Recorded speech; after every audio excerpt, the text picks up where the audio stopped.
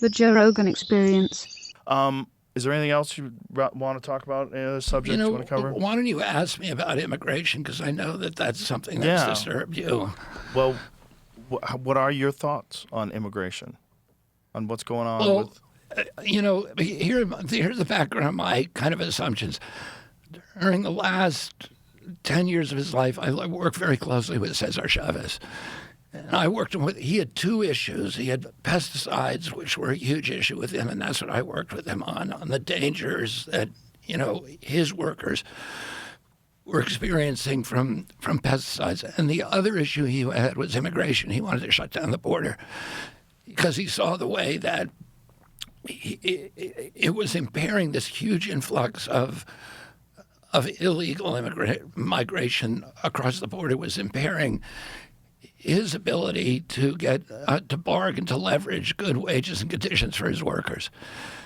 When I grew up, the Democratic Party was against immigration, and it was the Republican Party who wanted it because the big corporations wanted cheap labor. The Chamber of Commerce was firmly embedded in the Republican Party, and they were all about open borders. Today, the Chamber of Commerce is with the Democratic Party. And so it's one of these switches that is kind of inexplicable to me. But I think, again, it happened because President Trump said, I'm going to fix it with the wall. And that became, it suddenly became open borders, suddenly became a calling card for the Democratic Party. But there's a reason, and I see it in my agency, the cost that it's imposing on our country and on health care. Diminishing health care for Americans and housing and jobs and all of these places where it hurts us. We need workers in here and we need legal immigrants in here, but they should come in legally, and every country has to do that. President Trump ran on this issue. He ran that he's going to enforce it and deport particularly the bad people. This is what you don't hear. 70% of the people that they've arrested have criminal records. What the Democrats are always saying is, only 14% of them have been convicted of a violent crime. Well, they've been convicted. But a lot of them, the other ones, have been arrested, and they just haven't been convicted yet because they jumped, bail, or they jumped their warrants. The other 30%, a lot of them are gang members.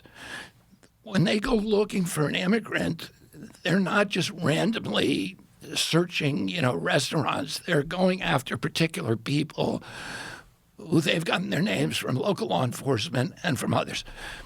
During the during the Obama administration, President Obama deported more people than President Trump did, the most in history. Nobody cared. And there were 76 people shot during that process, during the Biden administration. None of it made headlines. About half of those people were killed. None of it made the news. Now, because it's Trump doing it, you have the entire Democratic Party and the media establishment saying, look at the horrible things. He's a dictator, but he's doing what he promised to do to the American people. It's very disturbing watching what you see on TV. The thing that makes it most disturbing is because there's so much interaction with protesters, which is weird that the Democrats are telling protesters to go out there and stop law enforcement from doing its job. That's not how protests usually work. If you don't like U.S. drug policy, which you don't, and a lot of people don't like the war on drugs at all. They think it's counterproductive. You wouldn't send people to try and interfere with people who are arresting a drug dealer. And when you have thousands and thousands of people doing that, there's going to be thousands of interactions, and some of those are going to end badly because you have armed people doing dangerous things. And when you have crowds doing that, it's going to blow up. And so, I see this, nobody is happy with the way that things have looked, particularly in Minnesota. But a lot of it is because of this capacity of the press to take Trump derangement syndrome and amplify it into public outrage and then set up a situation. I mean, if you're a dad, I wouldn't send my kids out to interfere with a law enforcement operation. There's other ways to protest.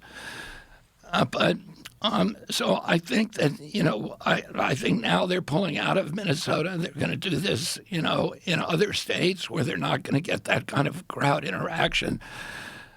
But a lot of the people that they're arresting are not, they're people who are actually, have, like I said, 70% have had criminal records. Yeah, we've actually covered that here. And then there's also the issue that this is the first time in history that the border has been wide open for 4 years. It's a different thing. It's a different thing when you have at least 10 million people.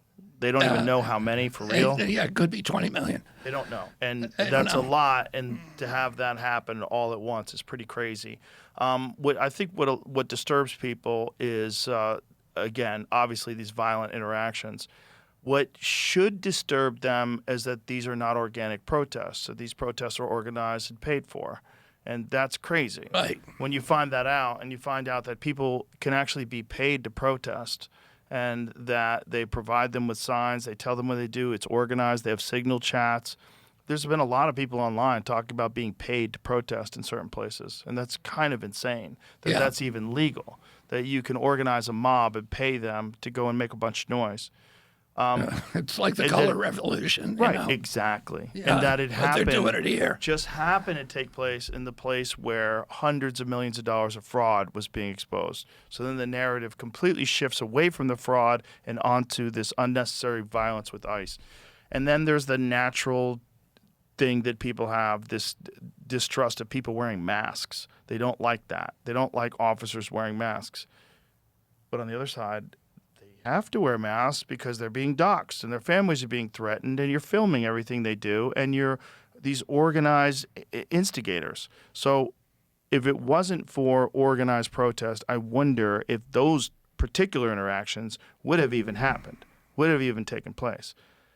And I know you're saying that they're targeting specific people. They're going after bad people, but also they're showing up at Home Depot and just grabbing people too and trying to find out if someone is a bad guy or a good guy.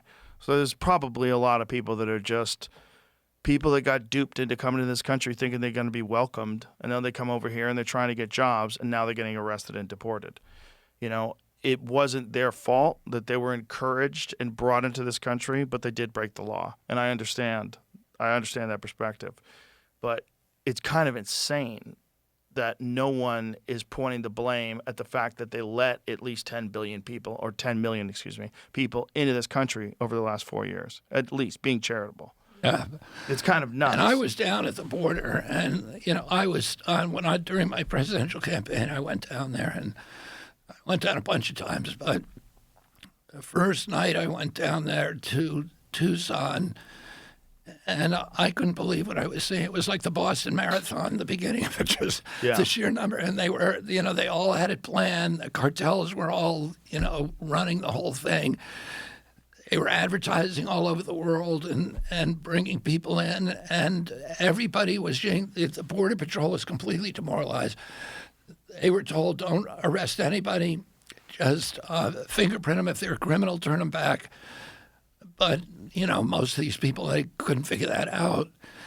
And otherwise put them on a bus or a plane to anywhere they wanted to go in the country. So it was just... and at the same time, you have legitimate people that are doing it the right way that have to go through a long and difficult, lengthy process to attain citizenship and to come here or get a green card and come here.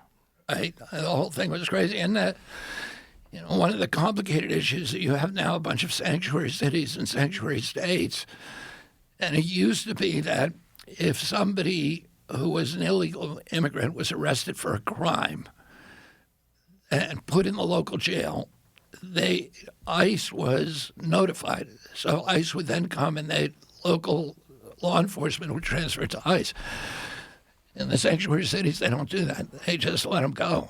And, it's not... How is that legal? That seems insane. That seems like it's a violation. Because it was never a law. It was just a policy. When that law enforcement always cooperated with each other. Now, because Trump's in there, they're saying, okay, we would rather take the the side of a criminal, then take the side of the president. So they're choosing sides, and it's like the other day during the State of the Union speech when President Trump said. He was talking about immigration, and he said, please stand up if you think that law enforcement should protect the American people over illegal immigrants, and not a single Democrat stood. Yeah. How can you do that? Well, that's what we were talking about earlier, what you were saying. It's just they're ideologically captured. Yeah, I mean, that should be something. If you want to be taken seriously, you're a reasonable person, you would stand up for that. Yeah. Yeah. It really disturbs people when you see masked people grabbing people and arresting people, and a lot of them turn out to be American citizens. That's part of the problem too. But I did look at a chart recently because I thought it was fascinating. The number of American citizens that were arrested, what percentage during what Obama did versus during Trump. It's actually, I think, higher. More American citizens were arrested during this Obama thing. You just never heard about it. Also, if you hear Obama talk about immigration, if you hear Hillary talk about immigration, or if you hear Bill talk about immigration, you would swear they were running for president as a Republican. Like, if you listen to the things they were saying back then, it was very much the Republican perspective. Well, that was the Democratic Party always was against an open border. Yeah, Bernie even said it's like open borders that's a Republican idea. They want cheap labor. Yeah.